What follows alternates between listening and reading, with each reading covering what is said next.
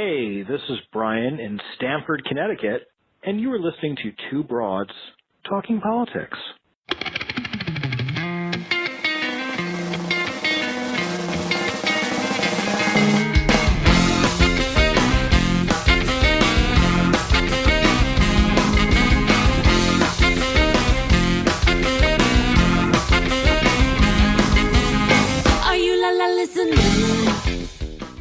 Hi everyone, this is Kelly with Two Broads Talking Politics. I am here with my co-host Sophy. Hey Sophy. Hey Kelly. And tonight we are talking to Jan McDowell, who is running for Congress in the Texas 24th District. Hi Jan. Hi Kelly. Hi Sophy. I'm glad to be here. Yeah, we're excited to have you here. So can you start by telling us a little bit about your background and why you're running for Congress? Okay, sure. I'm a CPA, and I think that's usually the first thing I talk about when I introduce myself to people who haven't met me. And it seems like everybody agrees that based on everything we see coming out of Washington, CPA-type skills are in very short supply there and something that they are very much in need of more of. So that's who I am, and the why is I am very focused on trying to shrink the gap we have in income and wealth inequality in our country. So we're so much a nation of haves and have-nots, and I want to try to fix that. And it came about, there's a movie called Inside Job that was about the housing and the whole financial meltdown that happened about 2008, 2009. And when I saw the movie with a group of friends, we were at a friend's house and we were all so angry about the way our government had just let us down and let that whole catastrophe happen. And the man who hosted it at his home said, well, nothing's going to change unless different people run and we elect different people to office. So I kind of decided then that one of these days I was going to run, and so here I am. All right, excellent. And can you tell us a little bit about the 24th District, where this is in Texas, and what's kind of the makeup of the district? Okay. It is the northern suburbs of Dallas and Fort Worth. It has pieces of 3 counties, Dallas, Tarrant, and Denton County. It is all suburbs, and I keep hearing each time there are these special elections around the country, and they're analyzing them on TV, and it's always the suburban voters that tend to be trending, more Democratic, more blue, and that is just a picture description of District 24. We are suburbs, and very highly educated people, women who are determined. There are groups of women out in the Tarrant County part of our district, one group in their area walking for 5 nights a week, I think, knocking on doors, and that's happening all around my district. As people are knocking on doors and as you're talking to voters, what are some of the issues that you're hearing a lot about from people in the 24th? Well, one big thing that's specific to our district is the incumbent is in his 7th term in office, running for his 8th term, and I have started calling him a professional ghost.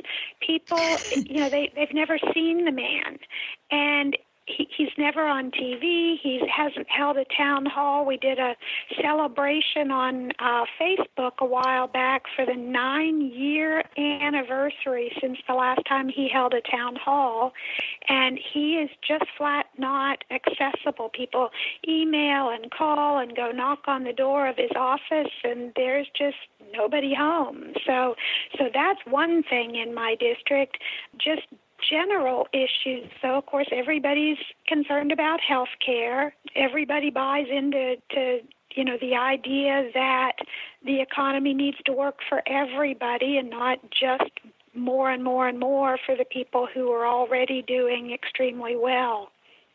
So I'm wondering if you could talk a little bit. On your website, you talk about taxes And I know that since you are a CPA, you know a lot about taxes. I was wondering if you could talk a little bit about your platform on taxes, particularly about rules favoring capital gains income. Yes, that's exactly what I focus on. In my mind, it should be that income is income.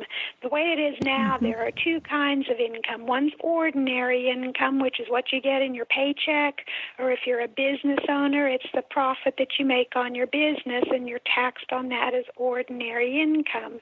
There's another pot of money called capital gains income, which typically only the better off people have capital gains income. It's dividends, it's the money that you make as profit when you buy and sell stocks. And if you have those kinds of investments in your 401k or your IRA, that doesn't count. This has to be investment accounts outside of a retirement account. And that money is taxed under a totally different set of rules, which happens to be about half the rate of ordinary income, plus it doesn't get taxed for Social Security or Medicare the way ordinary income does. So back in probably the 2016 election, somewhere in there, Warren Buffett said that his secretary pays tax at a higher percentage rate than he does. And he said, that's just not right. And that's what that's about, because he pays capital gains rates and the secretary pays ordinary tax rates. So I think that if there's income and there are rules for taxing income, those rules ought to apply to all the income. What it seems like is that members of Congress looked and said, gee, we can carve out some of the money that we make and the money that the people who are very wealthy donating to our campaigns make, and take that money out of the big bucket of income and make our own little side thing with a different set of rules around our income, which benefits us, and let all those ordinary people pay ordinary rates. That's just not right. On your Twitter bio, it says, Democrats believe in scooting over to make room for everyone at the table, not just the wealthy few. And I love that. Can you talk a little bit about what that means to you? Well, yeah, it's kind of like when you're fortunate, and I think most of us are to some degree fortunate, you can either circle the wagons and try to keep everybody else out, because anybody who's outside our little group might be coming in, storming in, trying to take what we have, or you can scoot over and make room for more people and share and figure everybody is going to contribute to the benefit of all, and it'll be bigger and better for everybody if we all share. That's what I'd prefer. I noticed that you ran in this district in 2016 as well. Can you talk about the kinds of differences you see in this cycle compared to that cycle? Wow. A whole new political world, political landscape. I was brand new. I popped up, and I had been a precinct chair. I had been the treasurer of the county Democratic Party for a bit, but I've never run for office or done anything particular before. And I started going to some Democratic club meetings within District 24 and meeting people. And, they were like, who the heck are you? And I'd introduce myself. And, so little by little, I built up some following. People seemed to like me. People agreed with, the ideas that I was coming up with. But as I'd go to these club meetings, there might be, 10 or 15, maybe 20 people at some of them, some of the, clubs that had been around longer and that kind of thing. And there just really wasn't much attention being paid to particularly races in Texas. Everybody knows Texas is always going to vote Republican, right? That's even what they're still saying. Well, then after the 2016 election, suddenly everybody woke up, from the Women's March and from there on.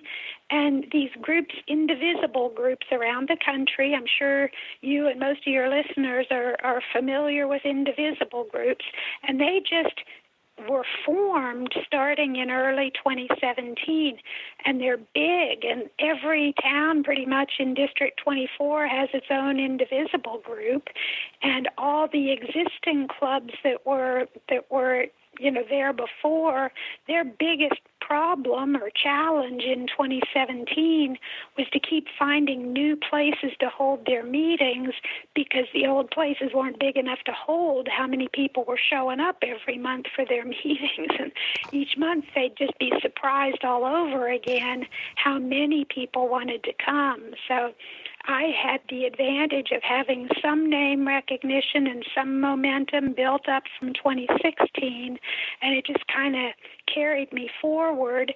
And so in 2018, it ended up there were 4 names on the Democratic primary in March, and mathematically, when you have 4 names in a primary, Texas does runoff. You have to have 50% to win a primary without a runoff, and I got 52.5% in March, so I won against 3 other opponents with no runoff, which really spoke to the strength of the campaign I've got going. In the primaries, you were endorsed by an editorial in the Dallas Morning News, and they mentioned that one of the reasons they endorsed you was because of your support for STEM education. I was wondering if you'd talk a little bit about your platform for that. Yeah, one of the things that they said was, what was one thing that I thought that the federal budget should spend more money on.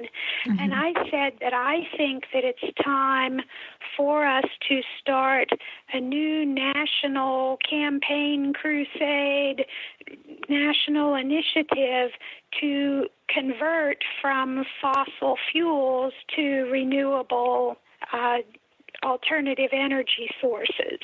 And I likened it to the idea of the Transcontinental Railroad that was built in the 1800s, and then the whole country was all excited about putting a man on the moon in the 1960s, and that our big overriding national goal to get everybody on board and excited now should be a move to switch to alternative renewable energy sources. And I think that would automatically spur STEM education. There would be so many jobs available for people at every point in the system, from the engineers and the idea people to the sales people for the solar panels and the installation teams, and just every conceivable level of job that would be available. And as a bonus, we'd save our planet too. That would be a nice bonus. Definitely. I think so. Are there other issues or things that you would like to make sure that we talk about? I mentioned that healthcare is always a big concern to everybody that we talk to. I think it's important. I mean, the basic is that healthcare is a right for everyone and not just a privilege for people who can afford it. It is just extremely critical that pre-existing conditions continue to be covered as they are under the Affordable Care Act.